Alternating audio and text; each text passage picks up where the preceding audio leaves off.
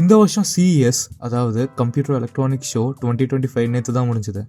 அதிலிருந்து வந்த ரொம்ப முக்கியமான அனௌன்ஸ்மெண்ட்ஸை நான் இந்த சேனலில் கவர் பண்ண போகிறேன். அதில் ஃபஸ்ட் வீடியோவாக நம்ம கவர் பண்ண போகிற அனௌன்ஸ்மெண்ட் GeForce RTX 5000 சீரிஸ் தான். எப்போதும் போல் நம்ம Jensen NVIDIA CEO leather jacket போட்டுட்டு ஸ்டேஜுக்கு வந்தார். RTX 5000 சீரிஸ் அனௌன்ஸ் பண்ணார். எடுத்த உடனே RTX 5070 லாஸ்ட் ஜெனரேஷனோட டாப் எண்ட் சுமார் 2 லட்ச ரூபா மதிப்புள்ள RTX 4090 லெவலுக்கு பெர்ஃபார்மன்ஸ் கொடுக்கும்னு சொன்னார். உண்மையாக சொல்லணுன்னா நான்லாம் அப்படியே மெர்சல் ஆகிட்டேன். ஆனால் அதுக்கப்புறம் ஒன்று சொன்னார், ஏஐ இல்லைன்னா சாத்தியமே கிடையாதுன்னு. Impossible without artificial intelligence. அதுக்கப்புறம் என்னடா இவனுங்கன்ற மாதிரி ஆயிடுச்சு. ஏன்னா இவங்க சொல்கிற AI feature DLSS 4 with multiframe generation 4X. அதுக்கு அர்த்தம் என்னென்னா, ஒரு கிராஃபிக்ஸ் கார்டு 30 FPSல 4K நேட்டிவாக ரெண்டர் பண்ணுதுன்னா, அதாவது 30 FPS பெர்ஃபார்மன்ஸ் கொடுக்குதுன்னா, DLSS 4K விட கம்மியான ரெசல்யூஷன் லைக் 1080pல ரெண்டர் பண்ணி 4Kக்கு என்ஹான்ஸ் பண்ணும். அதை அப்ஸ்கேலிங்னு சொல்லுவாங்க. இந்த மல்டிஃப்ரேம் ஜெனரேஷன் 4X, அதாவது MFG 4X என்ன பண்ணும்னா, அந்த கம்மி ரெசல்யூஷன் ஃப்ரேம்ஸில் இருந்து 1 ஃப்ரேமுக்கு 3 ஃபேக் ஃப்ரேம்ஸ் க்ரியேட் பண்ணும் AI யூஸ் பண்ணி. பேசிக்லி 30 FPSல ரன் ஆகிற கேம் 120 FPSல ரன் ஆகும். அது MFG 4X மட்டும் யூஸ் பண்ணால் அப்ஸ்கேலிங் டெக்னாலஜி இல்லாமல்.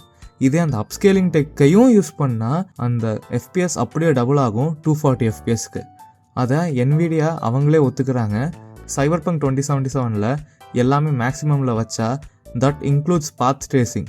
அது ரே ட்ரேசிங்கை விட மோர் டிமாண்டிங். அவங்க $2000 ஸ்டார்ட் ஆகுதுன்னு சொல்கிற RTX 5090 28 FPSல தான் நேட்டிவாக ரெண்டர் பண்ணுது.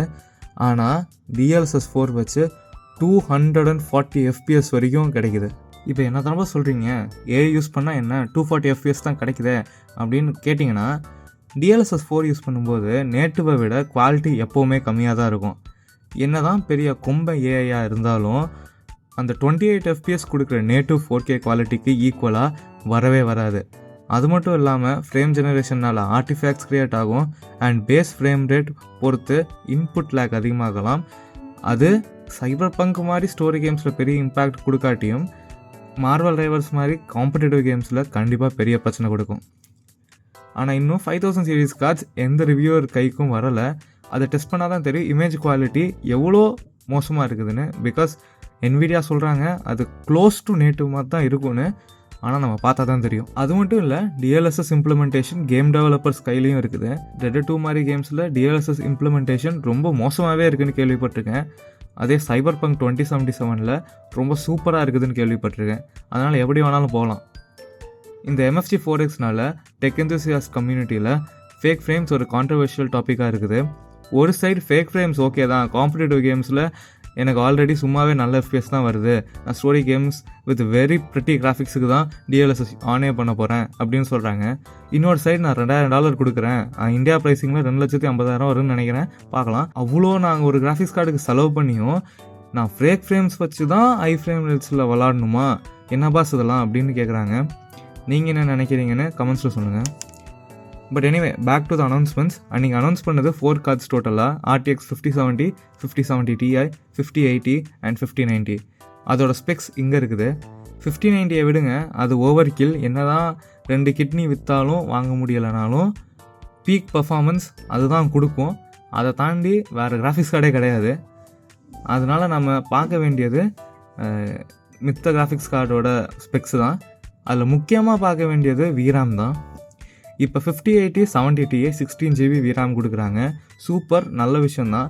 ஆனால் 70யோட 12GB VRAM கொஞ்சம் நெக்கில் இருக்குது. ஏன்னா பயம் 5060 தான். நமக்கு எல்லாத்துக்கும் தெரியும் 60 tier கார்ட்ஸ் தான் ஆக்சுவலி அஃபோர்டபுளாகவே இருக்கும். நிறைய பேர் அதுதான் வாங்குவாங்க. அதுதான் மோஸ்ட் பாப்புலர் கார்ட்ஸ் டீம்லேயும். அதனால் RTX 3060 12GB VRAMோட வந்துச்சு. ஆனால் 4060ல் 8GB ஆக்கிட்டாங்க.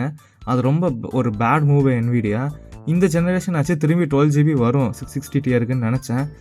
ஆனால் அந்த நம்பிக்கை மொத்தமாக போயிடுச்சு. ஏன்னா 70க்கு கீழே 60 Ti இருக்குது, 60 Ti கீழே தான் 5060 வரும்.